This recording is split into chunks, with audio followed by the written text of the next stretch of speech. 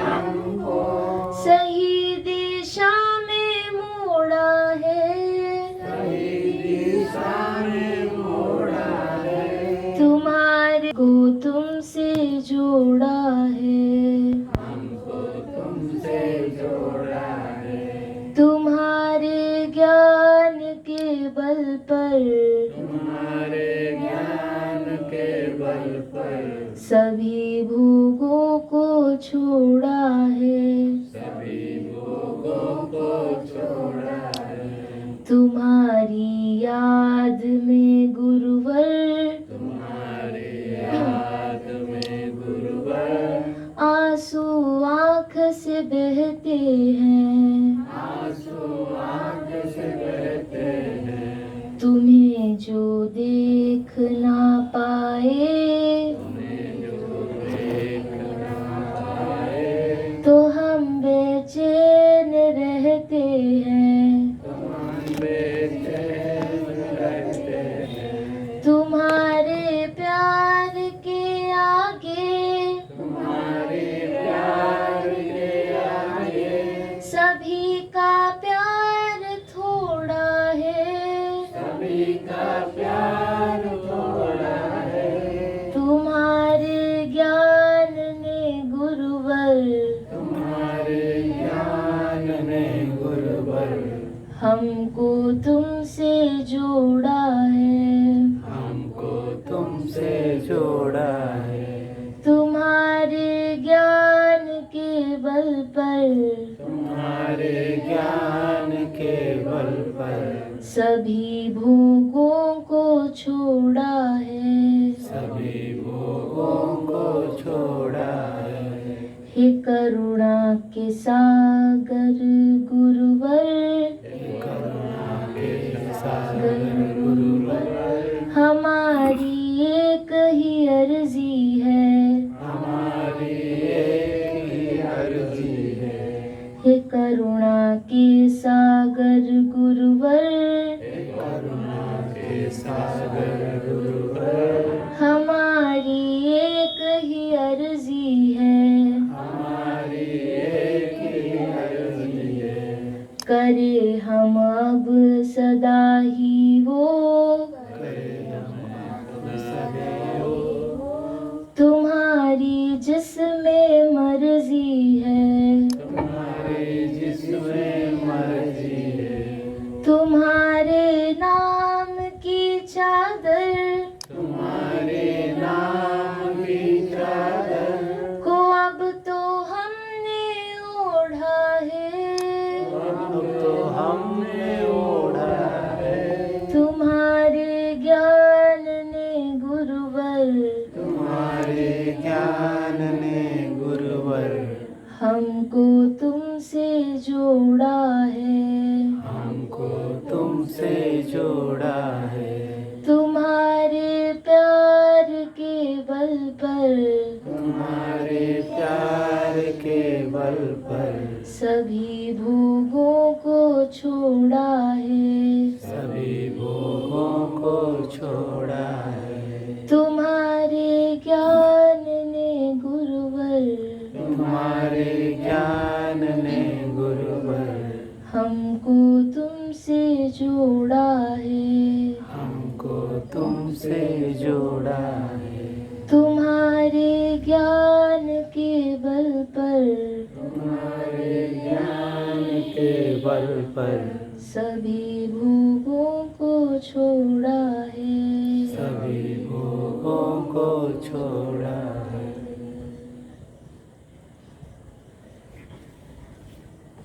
श्रोताओं के रूप में विराजित सभी दिव्यात्माओं को मेरा प्रणाम।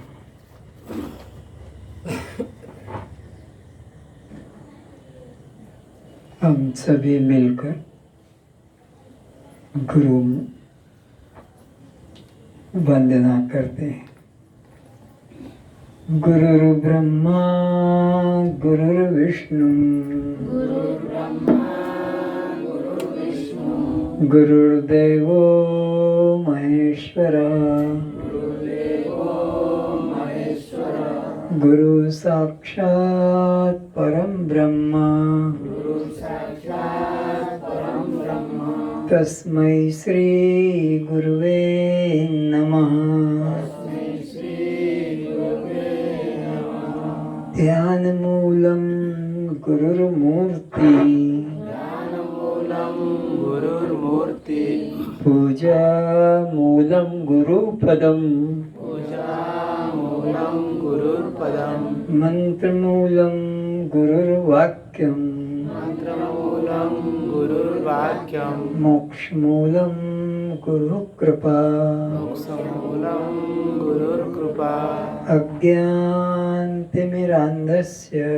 अज्ञानतिमिरान्धस्य ज्ञानाञ्जनशलाकया ज्ञानाञ्जनशलाकया चक्षुरुन्मिलितं येन चक्षुरुन्मिलितं येन तस्मै श्री गुरुवे नमः। तस्मै श्रीगुरवे नमः। न गुरुरोधिकं तत्त्वं न गुरुरोधिकं तत्त्वं न गुरुरोरधिकं तपः गुरुरोधिकं तपः तत्त्वज्ञानात् परतरं नास्ति तत्त्वज्ञानात् परतरं नास्ति। तस्मै श्री गुरुवे नमः। तस्मै श्रीगुरवे नमः। यस्य देवे पराभक्ति यस्य देवे पराभक्ति यथा देवे तथा गुरो तथा देवे तथा गुरु तस्येते कथिता ह्यर्था तस्य ते कथिता ह्यर्था प्रकाशन्ते महात्मनः। प्रकाशन्ते महात्मनः।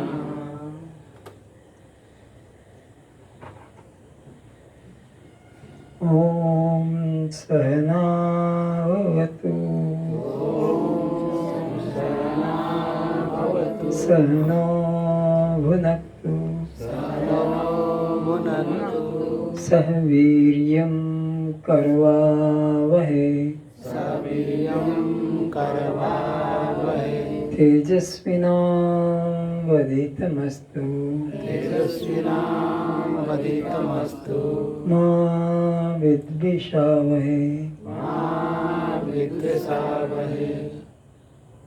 हे आत्मदेव हे आत्मदेव आप हम दोनों की आप हम दोनों की रक्षा करें। रक्षा करें। आप हमारा आप हमारा यथोचित पालन करें। यथोचित पालन करें। आप हमें बुद्धि शक्ति प्रदान करें बुद्धि शक्ति प्रदान करें जिसके द्वारा हम जिसके द्वारा हम अनादिकाल के अनादिकाल के भूले हुए दृष्टा साक्षी आत्मस्वरूप का भूले हुए दृष्टा साक्षी आत्मस्वरूप का दृढ़ता से निश्चय कर सकें। दृढ़ता से निश्चय कर सके। कोई गुरु कोई पंडित कोई शास्त्री हमें आत्म मार्ग से ब्रह्म विद्या के ऊपर ब्रह्म विद्या के ऊपर अश्रद्धा न करा सके। हम परस्पर निर्भय रहते हुए निर्भय रहते हुए प्रीतिपूर्वक प्रीतिपूर्वक अपने जीवन का अपने जीवन का जीवित अवस्था में ही जीवित अवस्था में ही संपूर्ण कल्याण करें संपूर्ण कल्याण करें ताकि हमें पुनः माँ के गर्भ में पुनः माँ के गर्भ में जाकर उसे कष्ट न देना पड़े जाकर उसे कष्ट न देना पड़े और हमें भी भी इस सृष्टि चक्र में इस सृष्टि चक्र में आकर कष्ट भोगना न पड़े। आकर कष्ट भोगना न पड़े। सभी अपने मंगल नेत्रों को खोलें। नेत्र खुलते ही हमारी दृष्टि जिससे भी टकराती हो बस केवल एक ही निश्चय रहे तुम ही तो हो, चैतन्य ही तो है, अथवा मैं ही तो, जिस पर भी दृष्टि पड़े, ताकि राग द्वेष ना हो,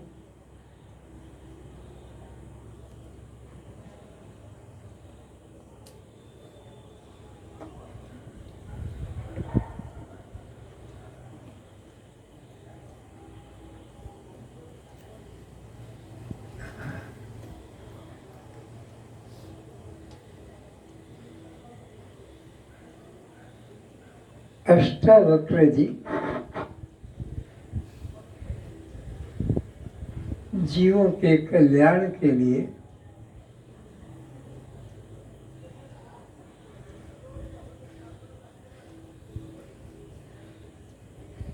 जनक जी को निमित्त बनाकर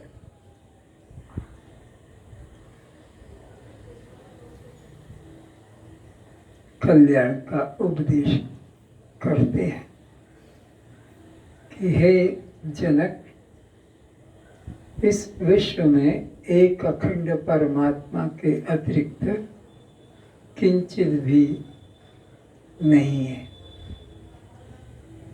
मन में अन्य का भाव लाना, एक ब्रह्म के अतिरिक्त अन्य का भाव मन में लाना ही बहुत बड़ा पाप है और अखंड परमात्मा का अपमान है।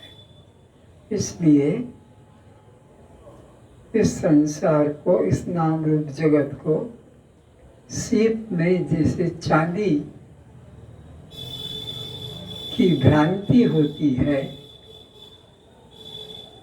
लेकिन विवेक हो जाने पर उसे उठाने की इच्छा नहीं होती है।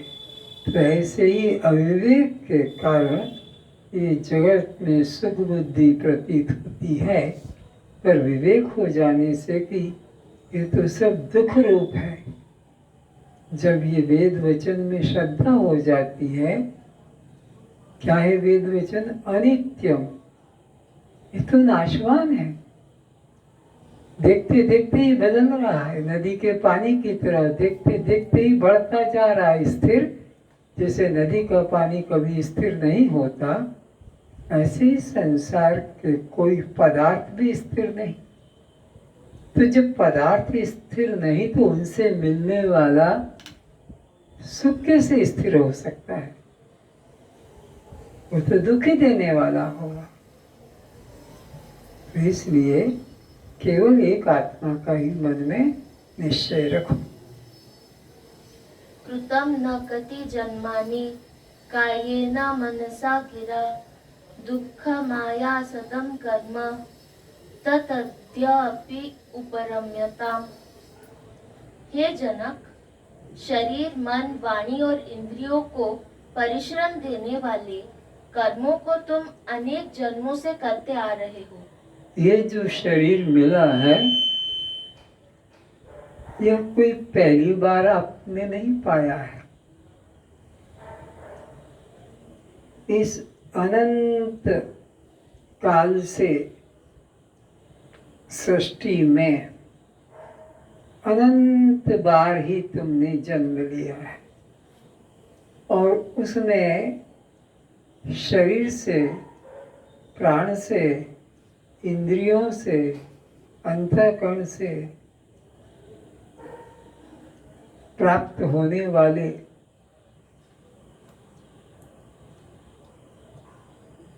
पदार्थों को प्राप्त किया, पर शांति तो नहीं मिली, आनंद तो नहीं मिला।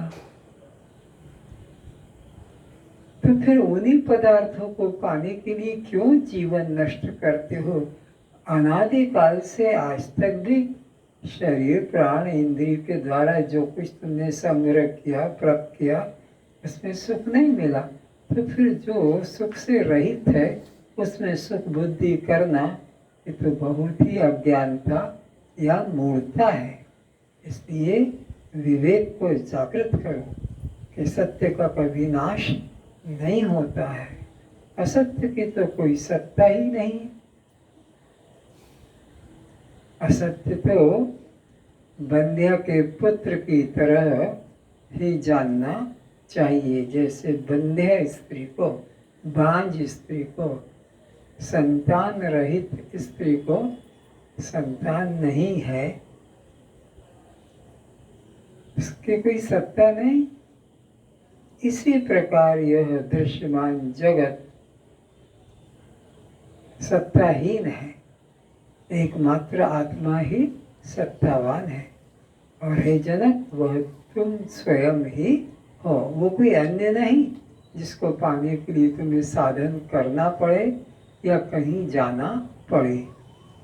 जहाँ पहुँचना चाहते हो वहाँ तुम पहले से ही रहते हो, और जिसे पाना चाहते हो तो तुम स्वयं ही हो। इसलिए सुख से विचरण करो, इस करने के भूत को मन से निकाल दो, ये बंधन के भ्रम को मन से, तुमको 3 काल में भी बंधन नहीं है। दिन प्रतिदिन अत्यधिक दुख ही उठाते आए हो, सुख तो कभी स्वप्न में भी प्राप्त नहीं हुआ। और जब से इस सृष्टि काल में तुम चल रहे हो, सुख तो कभी मिला ही नहीं, केवल दुख ही उठाते आ रहे हो। अतएव तुम कर्मों से उपरामता को प्राप्त होकर जीवन मुक्ति का आनंद लाभ करो। तो अब कर्म के भूत को मन से उतार दो कि ये करूं, वो करूं, और क्या करूं। करते करते तो अनंत जन्म बीत गए, कुछ मिला नहीं।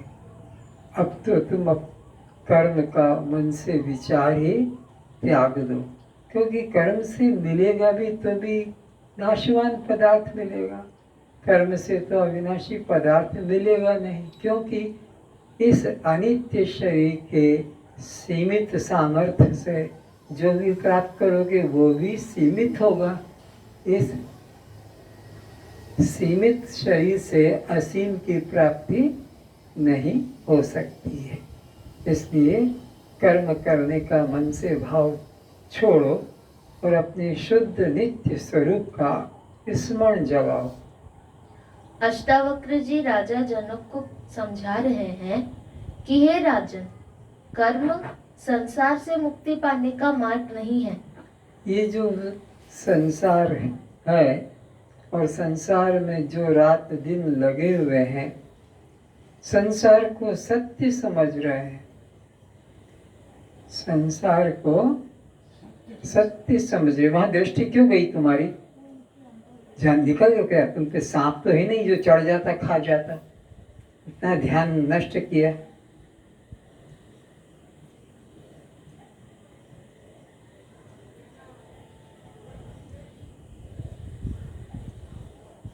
फिर से वाक्य पढ़ो। अष्टावक्र जी राजा जनक को समझा रहे हैं कि हे राजन, कर्म संसार से मुक्ति पाने का मार्ग नहीं है। जो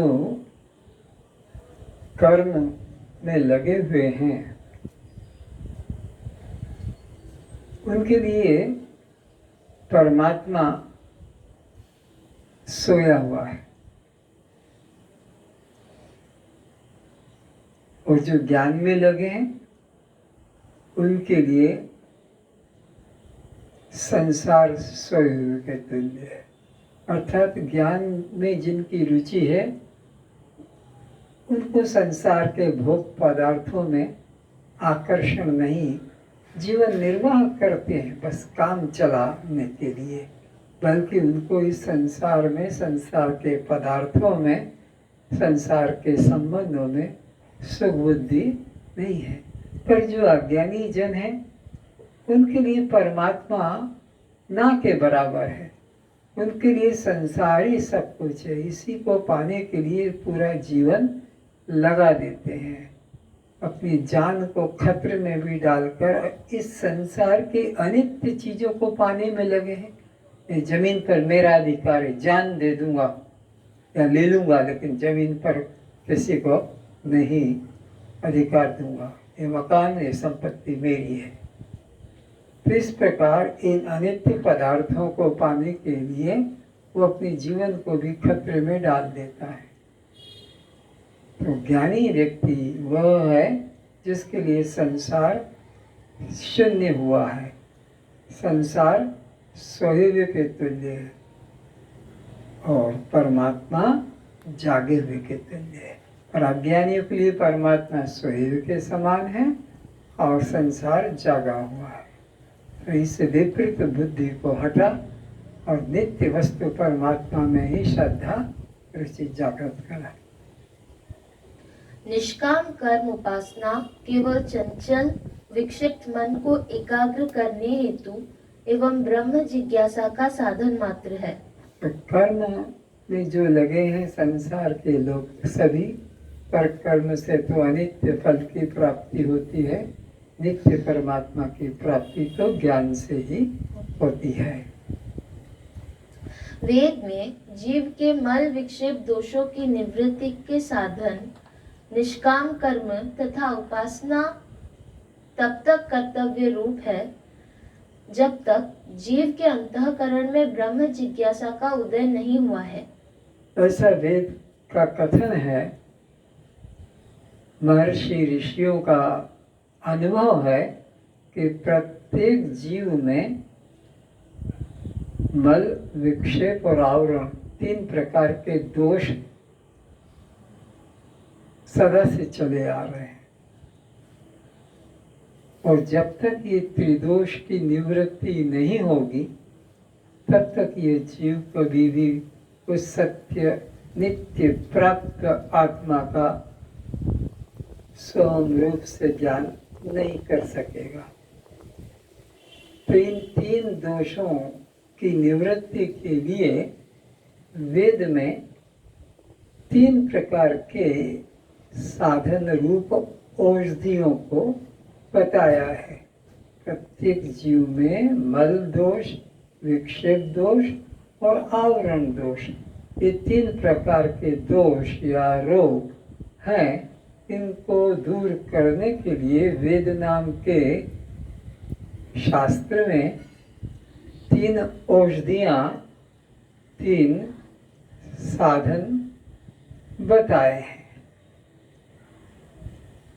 कर्म, उपासना और ज्ञान। कर्म उनके लिए अनिवार्य साधन है जिनके मल दोष भयंकर रूप से लगे हुए, तो उस मल दोष को दूर करने के लिए 80,000 वेद मंत्रों का प्रतिपादन हुआ है। देखा जाता है जो कपड़ा जितना गंदा अधिक होता है उतना ही उसको धोना, कूटना, साबुन लगाना पड़ता है। तो सभी जीवों का मल दोष सबसे ज़्यादा घिरा हुआ है, तो उसके लिए 80,000 वेद मंत्रों का वर्णन मिलता है।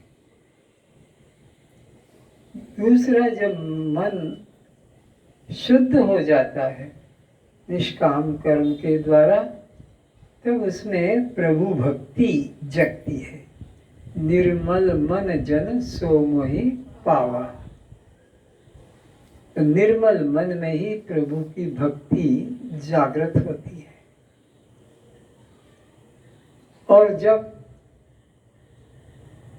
भक्ति करते करते ब्रह्म जिज्ञासा जगती है, मुक्ति की जिज्ञासा जगती है, निर्वाण की जिज्ञासा जगती है, कैवल्य की जिज्ञासा जगती है, आवागमन से छूटने के लिए जिज्ञासा जगती है, तब वह गुरु के निकट पहुंचता है। क्योंकि वो मार्ग तीर्थ से सिद्ध नहीं होगा, मंदिरों से नहीं होगा, पूजा पाठ से, कर्मकांड से नहीं होगा।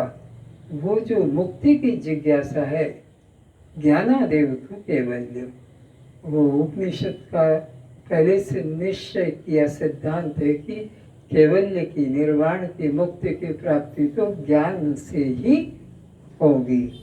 और उस ज्ञान के लिए भी पहले से निश्चय कर दिया कि तद विज्ञानार्थ स गुरु में वाविगच्छेत् समित पाणी श्रोत्रियम ब्रह्मनिष्ठ। हाथ में समिधा लेकर उन गुरु के चरणों में जाकर समर्पित हो जाओ कि अब मैं आ गया हूँ, अब आपकी जो मर्जी हो, जिसमें आपकी खुशी हो, वही हम करने को प्रस्तुत है। अब ये भजन की आखिरी पंक्ति यही थी कि आप जिसमें प्रसन्न होते हैं, आपको जो अच्छा लगता है वही आप कीजिए। तो इस प्रकार से 3 दोष की निवृत्ति होने पर ही इस जीव का मोक्ष होता है।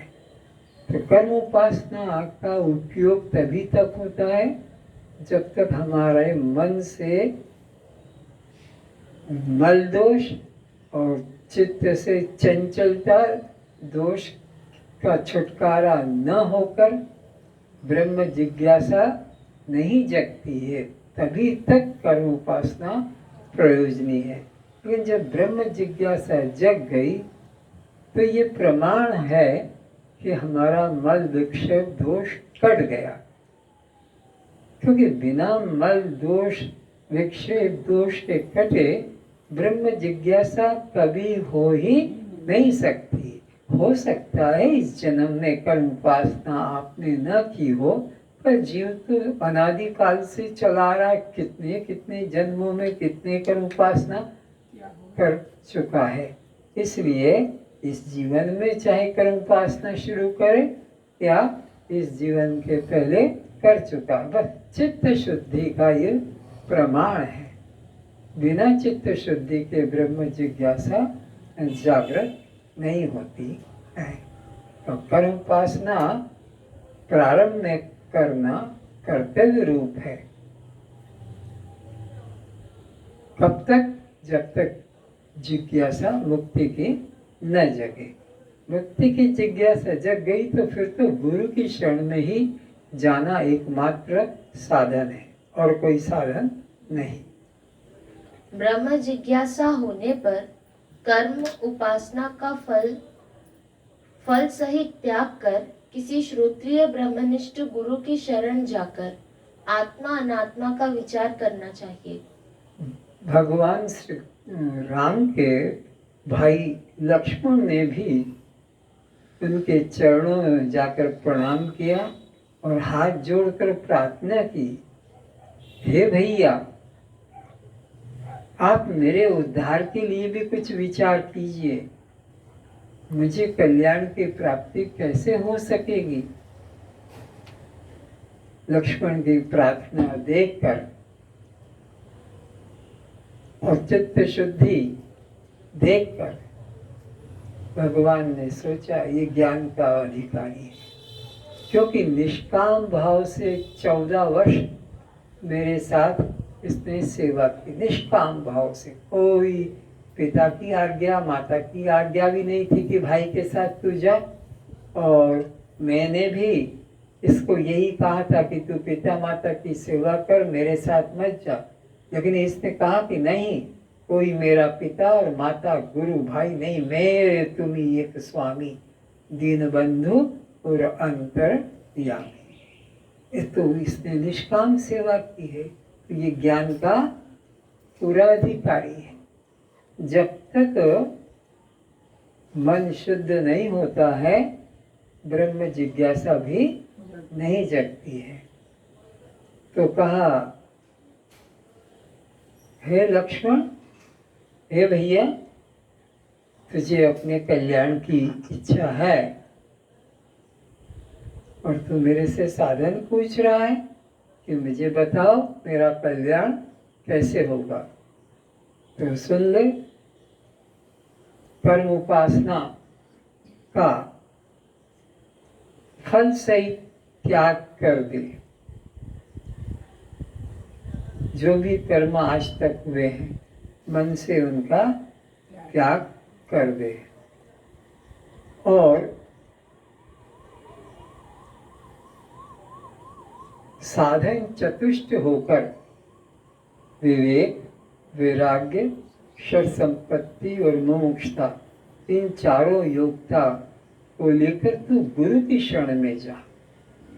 किस गुरु की? श्रोत्रिय ब्रह्मनिष्ठ गुरु की शरण में जा और उनकी सेवा कर। फिर भी जो साधन बताए उसका श्रद्धा सहित अनुभव कर। वो तत्वमसी का उपदेश देंगे, अहम ब्रह्मास्मि का अनुभव तुझे जगेगा। तो ये रास्ता बताया। तो जब तक चित्त शुद्धि न हो तब तक ही कर्म उपासना आवश्यक है, और जब चित्त शुद्ध हो गया तो फिर उसको छोड़कर आगे की क्लास में जाना है। सीढ़ियाँ चढ़ने के लिए होती है, वहाँ बैठने को नहीं। पुल उस पार जाने के लिए पुल के ऊपर ही खाट डालकर लेटना नहीं। तो भगवान खुद कहते हैं कि कर्म उपासना का त्याग कर दे। ये कोई साधारण व्यक्ति की बात नहीं, भगवान श्री राम के वचन है कि मोक्ष की अगर इच्छा है तो कर्म उपासना का फल सहित त्याग करके और गुरु की शरण में जाए, और कोई रास्ता नहीं। कर्म उपासना भी करना बताते हैं गुरु, और फिर उसको छोड़ना भी बताते हैं। डॉक्टर रोगी को औषध सेवन करने के लिए भी बताता है, और रोग छूट जाने पर औषध का त्याग भी बताता है। उस पार जाने के लिए नदी में बैठना, नदी के उस पार जाने के लिए नौका में बैठना भी साधन रूप है। पर उस पार पहुंच गए तो फिर नौका में बैठे रहने की जरूरत नहीं है। फिर तो नौका से उतरकर अपने घर की ओर ही जाना है। ये सब समय के लिए साधन नहीं, बस पार हो गए बात खत्म, रोग कट गया बात खत्म। तो ऐसे ही अज्ञान कट गया बात खत्म। तो अज्ञान काटने के लिए ही गुरु की शरण में जाना है। आत्मबोध विचार द्वारा ही होता है। तो ये आत्मा का जो प्राप्ति शब्द का प्रयोग करते हैं, भगवान की प्राप्ति, मुक्ति की प्राप्ति, ये बोलचाल की भाषा है। ये भाषा की कमजोरी है, सही कहा नहीं पाता, इसलिए प्राप्ति कह देते हैं। तो प्राप्ति व्राप्ति कुछ नहीं, वो तो स्वरूप है। भला अग्नि को उष्णता की प्राप्ति कहना अज्ञानता है, चीनी को, गुड़ को मधुरता की प्राप्ति कहना अज्ञानता है। इनका तो स्वभाव है। तो इसी प्रकार जीव को मुक्ति की प्राप्ति, परमात्मा की प्राप्ति कहना यह तो उचित नहीं, क्योंकि वो परमात्मा से कभी दूर था नहीं, अलग है नहीं, तो मिलना क्या है। लेकिन ऐसा बोलचाल की भाषा में कहा जाता है। पर जीव ब्रह्म ही है, ब्रह्म से दूर या पृथक नहीं है।